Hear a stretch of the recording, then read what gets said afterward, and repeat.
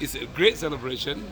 It's like although we see each other every day, but this is kind of getting together with each other every year.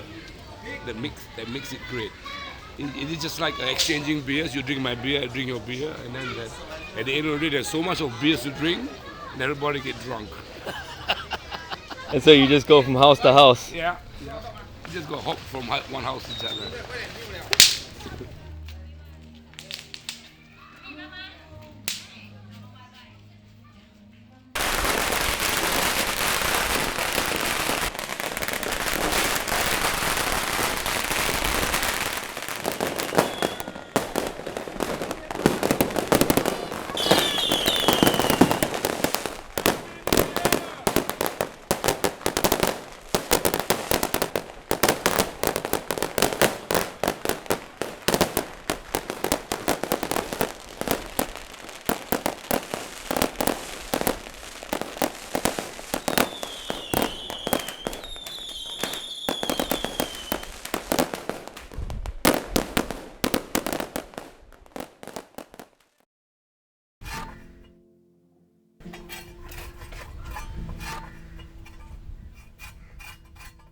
It all began when we were sitting as a group, just having some fun, talking about the future of the residents here, and then having some good plans ahead with a lot of skillful and experienced guys in the settlement.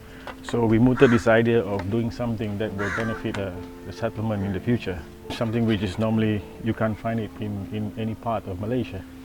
So that's where it came to having the idea of doing Christ the Redeemer. We haven't done anything like this before. So this is something new, something which is impossible. We turn it into possible, and we did it.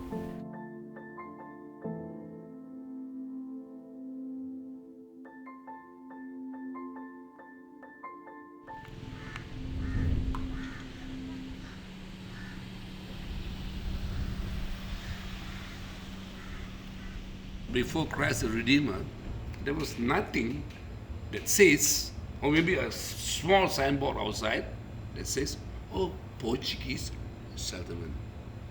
But people don't see it. But most of the time when the people, the tourists, and even the Portuguese tourists from Portugal and things like that, when they come into the Portuguese settlement, they look around. They're confused. Yeah. They start to ask the people from the Portuguese settlement, is this a Portuguese settlement? Right? And they say, yeah, you are in the settlement. Even the tourists that comes here, they don't know. Because there is none of a landmark that says that's Portuguese settlement. Finally, we have this one, Christ the Redeemer. They were coming, oh, this must be the Portuguese settlement because they have a huge statue of Jesus Christ out there. So it is important to hold on to an identity. It's like it can be any part of the world. It's like if you go to New Zealand, the Maoris will keep like, hey, we are Maoris. Although we are a Commonwealth country, but I am a Maori. If you go to Borneo, Sabah or Sarawak, they have many different tribes of people. And every one of them is proud to say, I'm Iban, I'm Kanasan, I'm these I'm Dayak. Everybody wants to keep their own identity. Like they want to have something to be proud of. And we in Malacca is like what we are. We have a place called the Portuguese Settlement that we are proud of. I don't think that there's nothing wrong with it.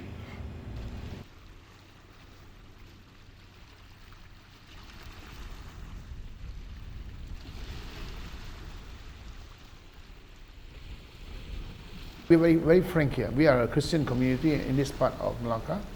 So sometimes for some people, they're not very comfortable with us. Okay?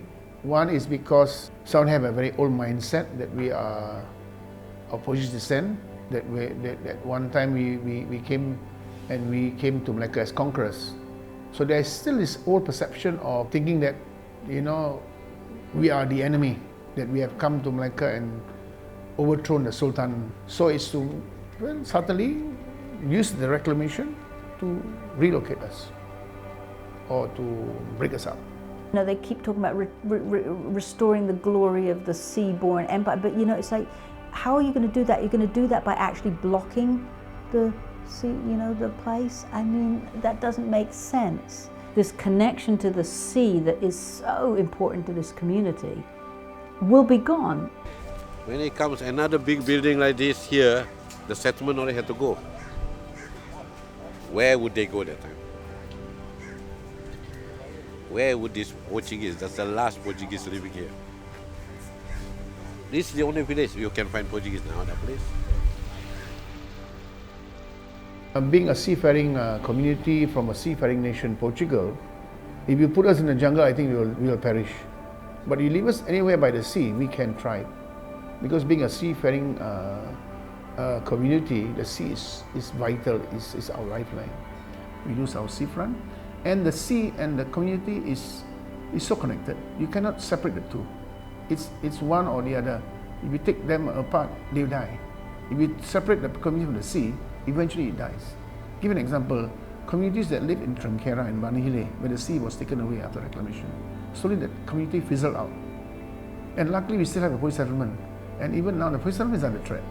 And then I think what this project is going to do is it's going to make that land on the Kampong side either uninhabitable for the community, people will move out, or they're going to be persuaded to sell so that more high-rise buildings can be built on this side of the gateway, so that it just becomes more seafront property for wealthy people. There's abundance of land, There's abundance of vacant land.